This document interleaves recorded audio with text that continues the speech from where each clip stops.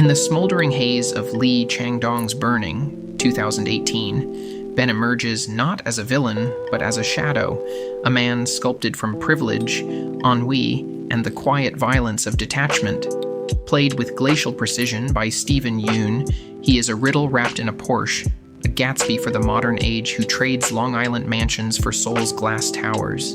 His smile is a flicker of warmth that never reaches his eyes. His words, a labyrinth of half-truths and provocations. To label him a mere antagonist would be to miss the point. He is a mirror held up to society's rot, a man who burns greenhouses not for chaos, but for the thrill of erasure, of reducing life to ash with the casual elegance of a man who has never known want.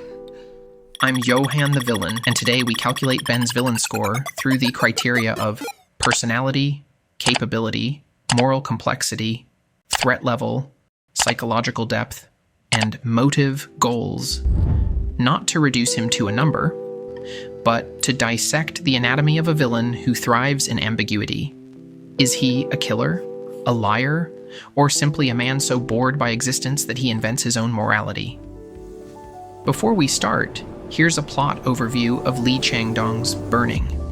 This slow-burn psychological thriller follows Jong-su, an aspiring writer and part-time deliveryman, as he reconnects with Hae-mi, a childhood friend whose free-spirited allure masks a desperate search for meaning. When Hae-mi returns from a trip to Africa with Ben, a wealthy, inscrutable stranger who collects hobbies and speaks in riddles, Jong-su is drawn into a triangle of obsession and suspicion.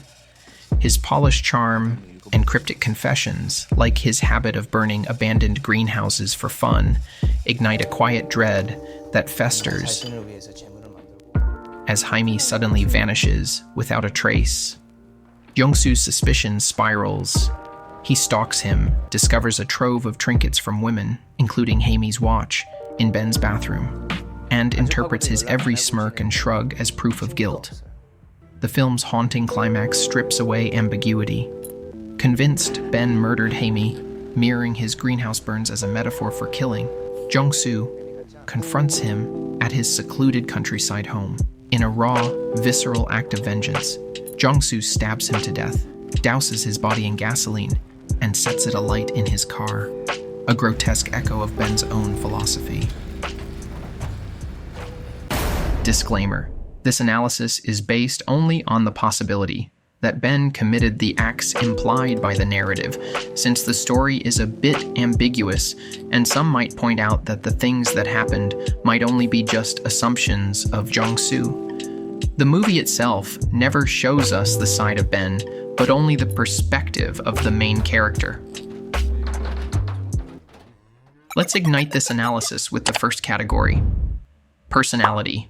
The spark that turns a villain from forgettable foil to unforgettable force. Ben's personality is a paradox, a man who says little but looms large, whose charisma is less about what he does than what he might do. Steven Yeun's performance drips with calculated detachment.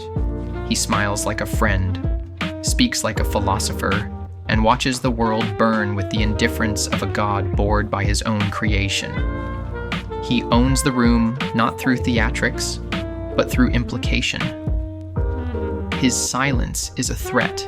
His laughter, like when he mocks Jong-su's poverty with a single interesting. He's uniquely modern, a villain tailored for an age of late capitalism, where evil wears a designer coat and speaks in Instagrammable platitudes. Unlike mustache-twirling antagonists, Ben's power lies in ambiguity. Is he a sadist, a sociopath, or just a rich boy playing nihilist? The film refuses to say, but that uncertainty is his charisma. You can't look away because you're always waiting for the mask to slip, but it never does. Final rating, 9.3. Charisma may seduce, but capability kills. Let's shift from Ben's icy charm to his lethal precision, the quiet machinery of a villain who weaponizes privilege, intellect, and the art of plausible deniability. In Burning, his power isn't in what he does, but in what he gets away with. Ben operates in a realm where violence is abstracted into metaphor, and power is measured in social capital. He has no superpowers, no armies, no gadgets, just the crushing weight of his wealth, his unflappable calm, and a mind that treats erasure as an art form, turning Jong-su's paranoia into his sharpest weapon, letting Jong-su's obsession do the work. His confession about burning greenhouses, "I just do it like rain," is both a taunt and a trap, designed to provoke without evidence. He plays the role of the untouchable aristocrat flawlessly, knowing the system favors men like him. He ensures his crimes, real or imagined, remain possible, not proven. This gaslighting by omission is devastatingly effective. Jong-su's murderous rage becomes Ben's final posthumous victory. Even in death, he wins. His corpse burns without a trial, leaving no trace of guilt or innocence. Final rating, 8.6. If personality is the spark and capability the flame, moral complexity is the smoke, the hazy, shifting space where villainy becomes a Rorschach test. For Ben, morality isn't a compass, it's a void. He doesn't wrestle with right and wrong. He dismisses the dichotomy entirely. He burns greenhouses not out of malice but boredom, framing destruction as a moral imperative to erase the forgotten. What makes him complex isn't internal conflict. He has none. But the questions he forces the audience to confront. Is he evil, or is evil a luxury he can afford? Does his apathy make him more monstrous than intentional villains? He's not tragic, nor does he believe he's doing good. His amorality is a product of a world that rewards disconnection. In this sense, he isn't just a villain, he's a diagnosis. Final rating, 7.8 verdict. His complexity is external, a reflection of the audience's dread, not his own. But in a film where morality is a privilege, his hollowness becomes its own kind of depth. Let's move on to the next category. Let's dissect his threat level, not the danger he wields, but the rot he embodies. His threat isn't measured in explosions or body counts, but in the quiet erosion of sanity and society. While Ben's menace carries symbolic weight, his immediate threat is deeply personal rather than systemic.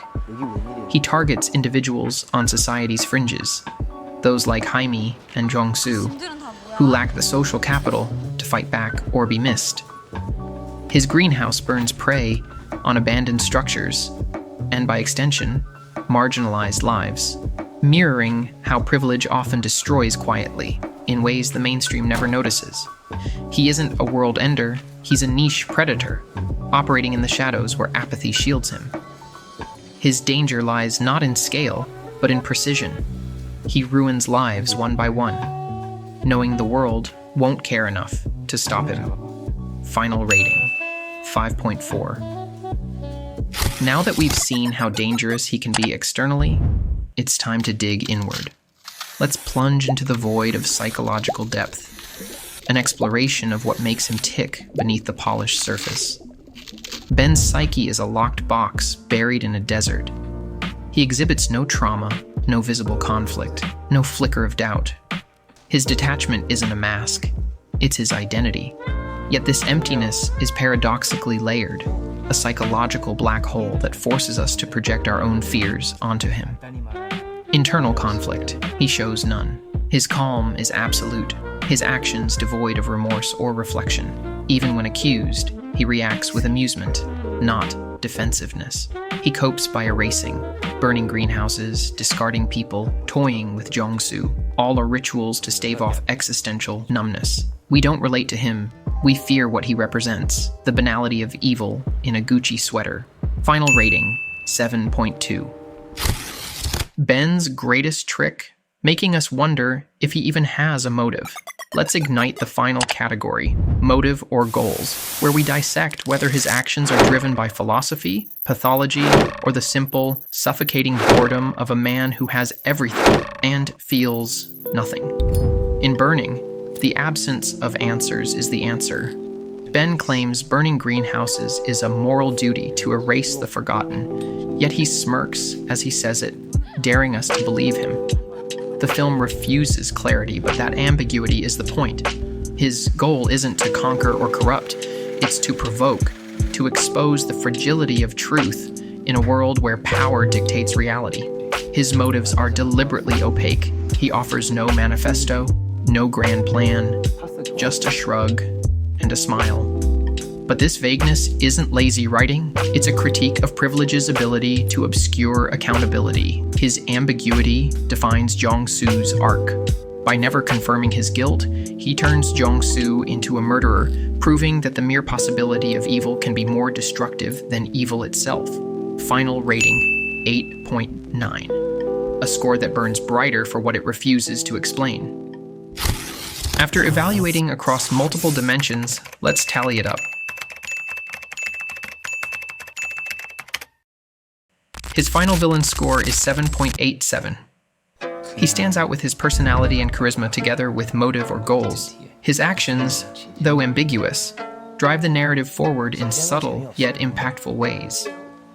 His psychological depth and moral complexity scores fall behind, not because he's poorly written, but because he's designed to be hollow. Ben is the fire you're never sure was there, until everything is already ash. And there you have it. The enigmatic Ben from Burning, Dissected, and Scored. If this analysis ignited your curiosity, don't let the flame die out. Subscribe to Johan the Villain for more deep dives into cinema's most compelling antagonists. Hit that like button if you enjoyed the breakdown and share your thoughts in the comments below. Do you agree with Ben's villain score?